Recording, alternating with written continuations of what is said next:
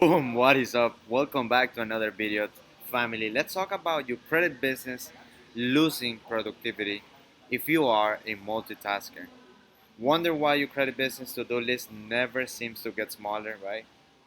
If you're asking yourself, right, why that is the case, then and if you know you are a multitasker, pay close attention, please. Did you know multitasking means you're working harder, not smarter? Okay, you are wearing too many hats, and even when you present yourself to new people in group settings, right? You might be saying, "Yeah, I wear many hats. I'm the CEO, CMO, CFO, and CGOD, and everything else in between," right? It's not smart. It doesn't look cool. It doesn't make you, it doesn't give you any higher status or authority in front of your peers. Our brains aren't wired to switch tasks so frequently. Okay, if you're thinking, how can you structure your day to be most productive or to be more productive than what you already are, right? Blocking your time is an excellent solution. And here's why. Time blocking means planning out every moment of your day in advance and then blocking specific time frames to complete each task on your to-do list. Okay? To-do lists show you what needs to be done, and time blocking tells you when to do it. Okay, that's a very the simplest form I can put it, right? So you have plenty of things on your plate, and you will use it as an excuse way too many times. I've heard it from people who I've jumped on the phone before, and they say, "I got too much going on. I can't talk to you." Well, that means you're doing too much, and that's exactly why you should talk to me. Okay, so if you use time blocking, for example, the fact that you decide to schedule a call with me, or by that matter, right? Someone decides to schedule a call with you, means that that person has already decided to put it on writing or on a on their phone, on their calendar, to say, okay, from 3 o'clock to 4 o'clock, I will be talking to Adolfo. I will be talking to Fulanito, right? You guys get it. Don't worry about it. But that person has already made a commitment in their calendar, and that should mean that they respect that. And so should, if you do the time blocking on your calendar for a day and on a daily basis, you will follow that pattern, and your brain will, at the beginning it's gonna become a difficult task, a difficult habit to build, but eventually it's just going to be a no-brainer, really. Okay, start by identifying how many productive hours you have each day. So if you sleep 8 hours, you're left with 16 hours, right? What do you do in those 16 hours? Are you actually working, or actually scrolling on the phone and sending DMs and doing the things that don't bring any money, right? If you only think about this, right? um, I recently quit my job doing ballet. Okay, it sucked. I hated it. I didn't hate it, I just disliked it very much. I couldn't focus on my business and delivering results. And so what I was doing is that I was multitasking, and I was thinking, by delegating things, I will be productive. But the reality is that after 80 hours in 1 month of work, 80 plus hours actually. So I realized that if I had spent 80 hours on, 1 hour call each, that would have been 80 calls. What are the odds of me not closing or closing more deals for my agency? So think in your shoes, right? Get in my shoes there. If you had 80 hours weekly or bi-weekly, and you jump calls, sales calls for each of them, and you, I mean, in the first 40 hours, you will be having so much material for the next 40 calls that you make, that you will know the thinking of your prospect.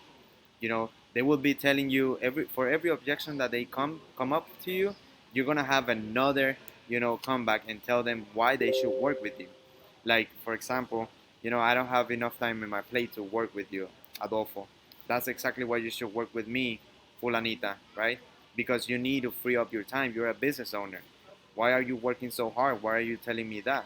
I mean, you certainly decided to jump on this call with me because you know for a fact there's something lacking in your business, and I'm here to help you out. Do you want help? Yes or no, right? It's that simple.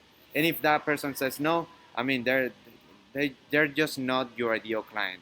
So we move forward with the next. We got 80 hours more, right? We got 40 more hours to go. And the calls don't have to be 1 hour long. What if you jump on 30-minute calls, right? Or 15-minute calls? And what if slowly and surely you started delegating that task to and leveraging other people's time, other people's money, other people's audiences, other people's everything, right? That's not exploiting, that's not stealing, it's leverage.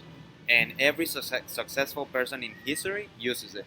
So understand and think about the ways that you can implement it in the business, right?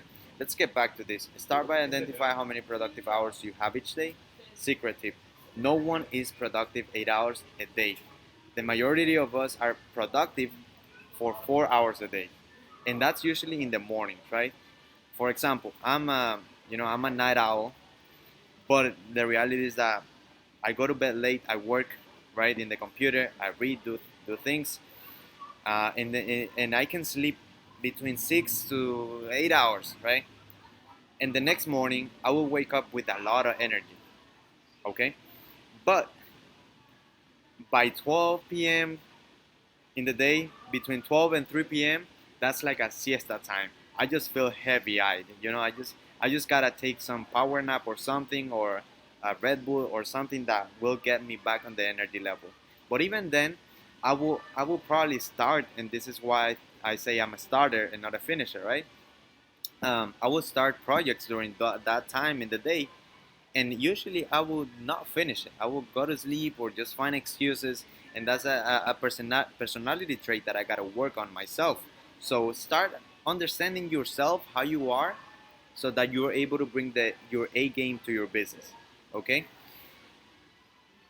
and this, what I just gave you about the time productivity, is the same case for if you were in a job. Just look at your I mean, if you've ever had a job, think about the times when you were actually working, right?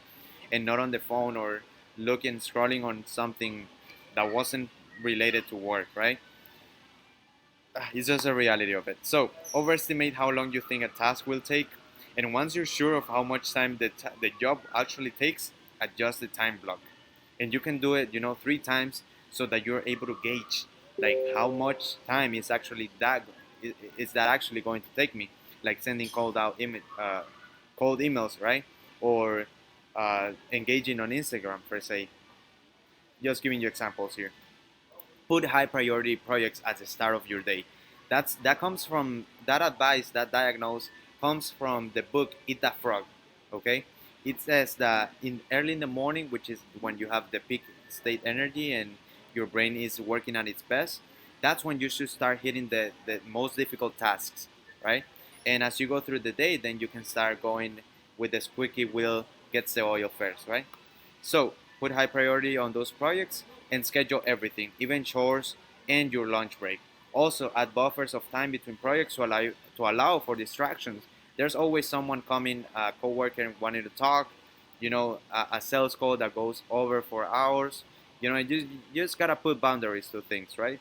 Blocking your time is not an overnight success. It takes trial and error to get the blocks that work best for you. It might sound challenging at first, and it is sometimes, but when you see the results, you'll welcome this habit. It becomes a habit that you don't have to think about in the future. Give yourself 20 days to make it happen. In no time, you'll be surprised at how much you accomplish each day. Your list will go from to do to done. Okay, in no time, flat. I guarantee it. It's happened to me in other areas of my life, and it can happen for you. Get back more time and money to fuel your credit business growth. Guys, thank you for watching this video, and if you have questions about how to execute everything that I just talked about, comment down below, and even if you have some tips and ideas, share it down below. I want to hear them. I want to share it with the rest of the group and the team. And yeah, I'm just gonna see you in another video. You take care. Bye bye.